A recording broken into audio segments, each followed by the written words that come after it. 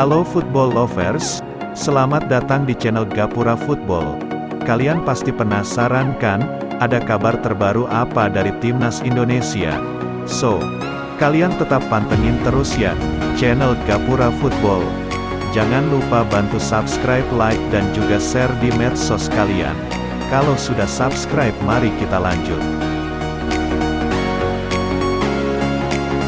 Kunci sukses Timnas Indonesia U16 saat kalahkan Vietnam U16 di Piala AFF U16 2022 akan dibahas di artikel ini.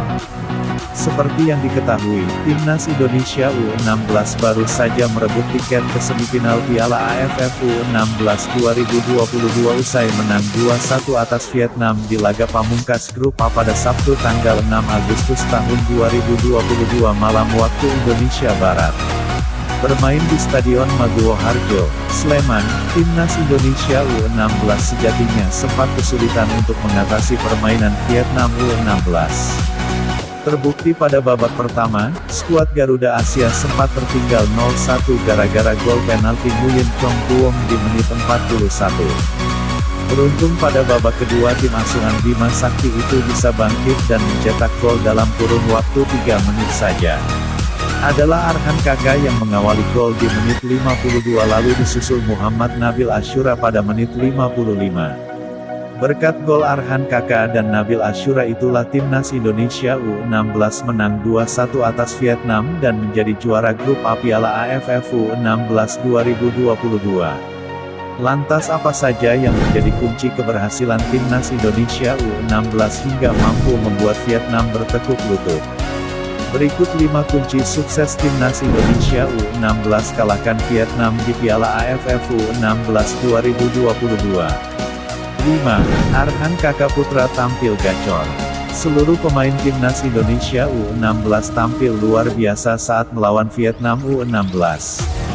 Mereka pantang menyerah dan terus berjuang, namun apresiasi khusus layak diberikan kepada Arhan Kaka.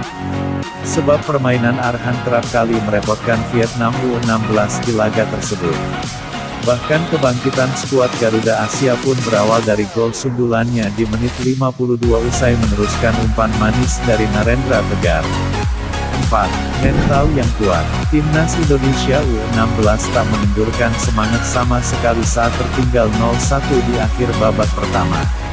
Apalagi mengingat penalti yang diberikan oleh wasit cukup kontroversi karena pemain Vietnam U16 dianggap diving, namun semua itu tak membuat konsentrasi dan fokus para pemain berkurang.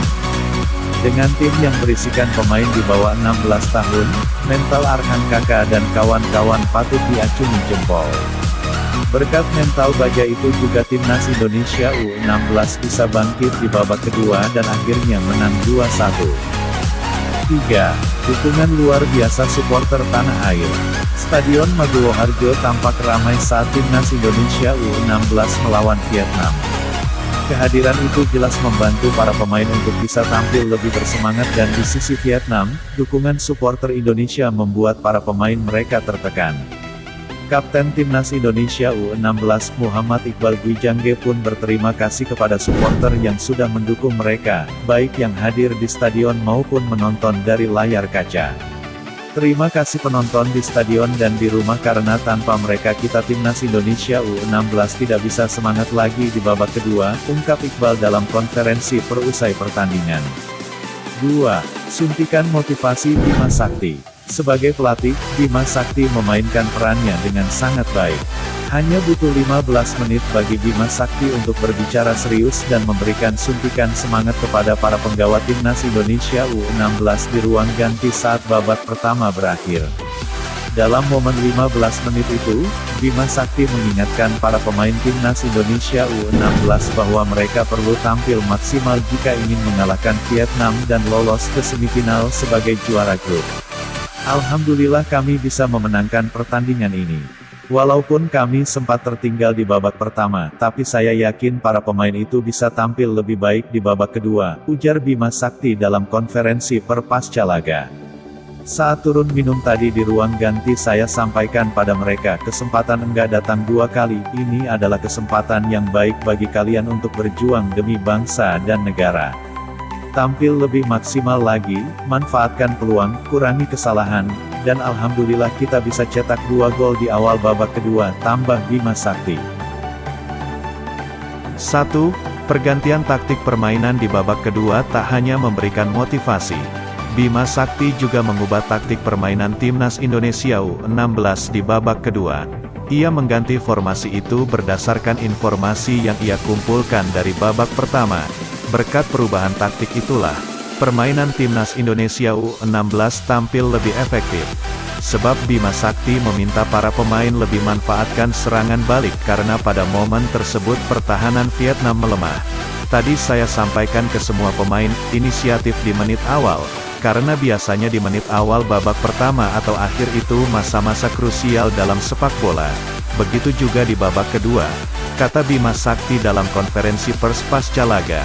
Sebab itu saya katakan pada mereka tadi, tolong manfaatkan peluang, cepat melakukan serangan balik karena Vietnam selalu memakai 3 back di belakang, jadi kalau kita build up lagi back mereka keburu 5 lagi karena full back kanan kiri itu sudah turun. Karena itu kita harus cepat serangan balik dan crossing ke kotak penalti dan alhamdulillah bisa mendapatkan 2 gol di awal babak kedua. Timbulnya, untuk 4 pemain belakang kita di babak pertama tadi terlalu longgar karena Vietnam selalu pakai 3 pemain depan dan dibantu 2 fullback. Sebab itu pemain kita harus rapat di belakang agar mereka main keluar daripada bermain di sela-sela pemain kita, ujar pelatih kelahiran Balikpapan itu. Tadi terjadinya penalti di babak pertama kan juga karena kena terobosan di sela-sela itu.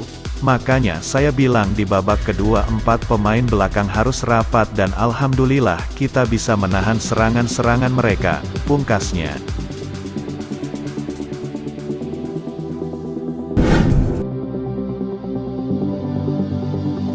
Terima kasih sudah mampir dan klik video ini. Silakan klik tombol like jika football lovers suka dengan video ini.